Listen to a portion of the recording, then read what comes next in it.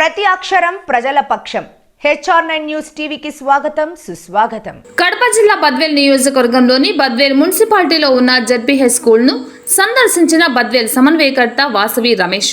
అనంతరం వారు మాట్లాడుతూ ఈ స్కూల్లో 1600 మంది స్టూడెంట్స్ చదువుతున్నారు, కానీ ఇక్కడ భోజనానికి మెనూనే ఫాలో అవ్వడం లేదు. దానికి సంబంధించి హెడ్ మాస్టర్ అడగగా కాకమ్మ కథలు చెబుతున్నారు. ఇది పద్ధతి కాదు. స్కూల్ పిల్లలకు మెనూలో ఫాలో అయ్యే భోజనం పెట్టవలసిందిగా తెలియజేశాము. అలానే ఈ స్కూల్కు 35 క్లాసుల రూములు కావాలి, కానీ కేవలం 25 రూములు ఉండడం వలన స్కూల్లో పిల్లలందరూ చెట్ల కింద కూర్చొని చదువుకోవాల్సిన పరిస్థితి ఏర్పడింది. అలానే గవర్నమెంట్ జూనియర్ కళాశాల సంబంధించి పూర్తిగా రెడీ కాలేదు. ఇంకా దాని గురించి హెడ్ మాస్టర్ని అడిగితే దానికి సంబంధించి కూడా బిల్లులు రావట్లేదు, అందుకే రూములు కంప్లీట్ అవ్వలేదని కూడా తెలియజేస్తున్నారు. అలానే కొంతమంది స్టూడెంట్స్ ఉండగా వాళ్లకు తగిన టీచర్లు అందుబాటులో లేకపోవడం వలన సరైన చదువు కూడా ఇవ్వలేకపోతున్నారు. దానికి కారణం ఇంగ్లీష్ టీచర్లు 3 తక్కువ ఉన్నారు. అలానే బయాలజీ సంబంధించి 1 టీచర్ తక్కువ ఉన్నారు. అలానే జువాలజీకి సంబంధించి 1 టీచర్ తక్కువ ఉన్నారు. ఇవి అన్ని మా ఉప ముఖ్యమంత్రి పవన్ కళ్యాణ్ దృష్టికి తీసుకెళ్లి అక్కడి నుంచి విద్యాశాఖ మంత్రి లోకేష్ దృష్టికి తీసుకెళ్లి ఈ స్కూల్ బలంగా అభివృద్ధి చేస్తామని బద్వేల్ నియోజకవర్గం సమన్వయకర్త వాసవి రమేష్ మీడియా సమావేశంలో తెలియజేశారు. ఈ కార్యక్రమంలో బద్వేల్ నియోజకవర్గ నాయకులు నందకిషోర్, బద్వేల్ మండల నాయకులు తరుణ్, వెంకటేశ్వర్లు, సాయి గోపురం, మండల నాయకులు శ్రీకాంత్ రెడ్డి, బాలచెన్నయ్య, సురేంద్ర, రాయల్ మరియు జనసేన నాయకులు తదితరులు పాల్గొన్నారు. HR9 న్యూస్ APNTS ఇన్ఛార్జ్ ఎం రామచంద్రయ్య, స్టేట్ ఇన్ఛార్జ్ హృదయనాథ్, కడప జిల్లా స్టాఫ్ రిపోర్టర్ గంగ సుబ్బారాయుడు. ఈరోజు బద్వేల్ మున్సిపాలిటీలోని జెడ్పీ హై స్కూల్కు సందర్శించడానికి రావడం జరిగింది. ఇక్కడ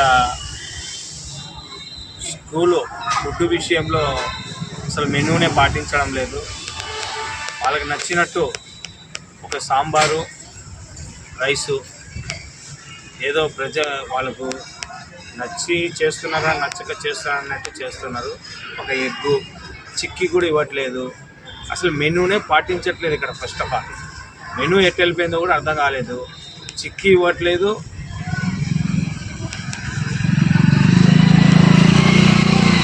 కూడా రెగ్యులర్గా చిక్కీ ఇవ్వాలా, చిక్కీ కూడా ఇవ్వట్లేదు.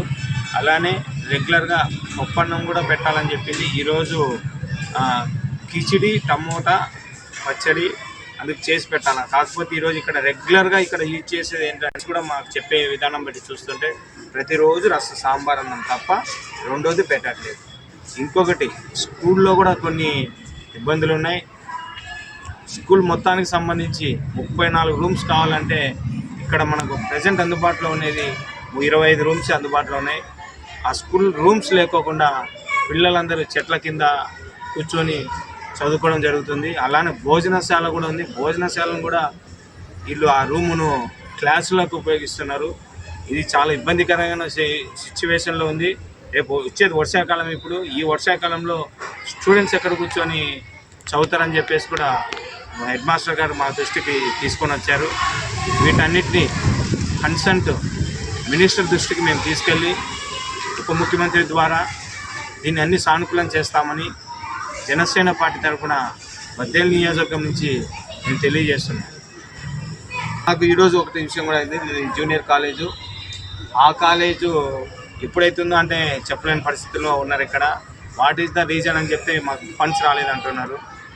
1,65,00,000 65 లక్షల ఖర్చు అయిందంటే కానీ 65 లక్షలు ఇంకా డబ్బులు రావాలి అంటున్నారు. అది థర్డ్ పార్టీ ఎవరు కాంట్రాక్టర్ అంటే కాంట్రాక్ట్ కూడా లేడనేది తెలుస్తుంది. ఇప్పుడు ఆ కాంట్రాక్ట్ ఎవరు అంటే నేనే చేస్తున్నా అంటారు మన ప్రిన్సిపాల్ గారు. అది ఎంతవరకు ఏంది అనేది కూడా ఒకసారి చూడాలి. దాన్ని మళ్ళా చూసి అన్నీ ఒకసారి మేము కన్సర్న్ మినిస్టర్ నారా లోకేష్ గారి దృష్టికి తీసుకెళ్ళి దీన్ని సానుకూలంగా ఈ స్కూల్ను పద్ధతిగా దీన్ని డెవలప్ చేయాలని చెప్పి మేము కూడా చాలా కఠినంగా మేము తీసుకొని 1600 పైచిలకు ఈ స్కూల్లో స్ట్రెంత్ ఉన్నారండి. బద్వేల్ మున్సిపాలిటీలో ఉన్న అతిపెద్ద స్కూలు ఈ బాయ్స్ హై స్కూల్. దీన్ని ఖచ్చితంగా జనసేన పార్టీ కాపాడుకుంటుంది.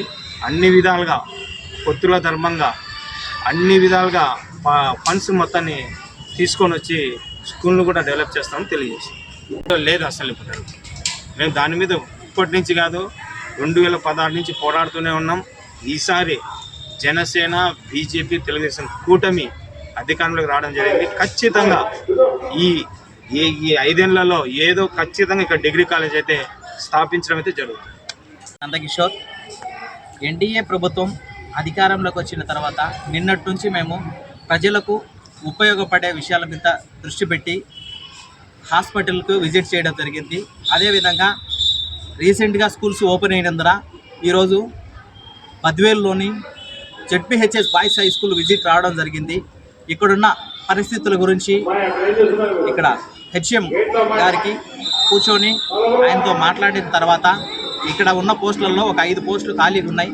ఇంగ్లీష్కి సంబంధించిన 3 సబ్జెక్టులు, జువాలజీ, బయాలజీకి సంబంధించిన 2 పోస్టులు ఖాళీగా ఉన్నాయని చెప్పేసి సార్ తెలియజేశారు. అవి వస్తే స్టూడెంట్స్కు ఏ విధంగా ఇబ్బంది కలగకుండా ఉంటుందని తెలియజేశారు.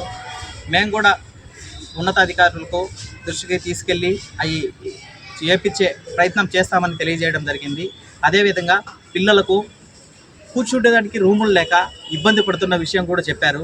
ఇక్కడ మామూలుగా 25 రూములు ఉన్నాయి, కావాల్సింది 35 రూములు, ఇంకా 10 రూములు రిక్రూట్మెంట్ ఉంది.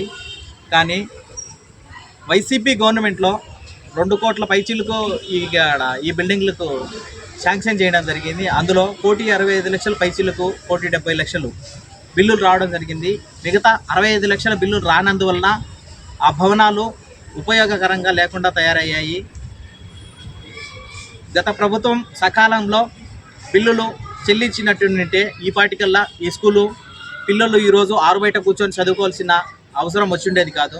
గత ప్రభుత్వం చేసిన తప్పుల వల్లనే ఈరోజు పిల్లలు ఇబ్బందులు పడుతున్నారు. ముఖ్యంగా ఇక్కడున్న పిల్లలకి ఎడ్యుకేషన్ అంతా బాగుంది, చూసాము. ఇక్కడున్న చిన్న చిన్న సమస్యలు వాళ్ళు చెప్పారు పిల్లలు, అవి కూడా క్లియర్ చేస్తామని చెప్పాము. ఇక్కడ ఉన్న మిగతా ఈ స్కూల్కు సంబంధించి 10 రూములు త్వరలో తీసుకొని వచ్చి అవి చేపించి పిల్లలకు ఇబ్బంది లేకుండా ఏర్పాటు చేస్తామని తెలియజేస్తున్నాం.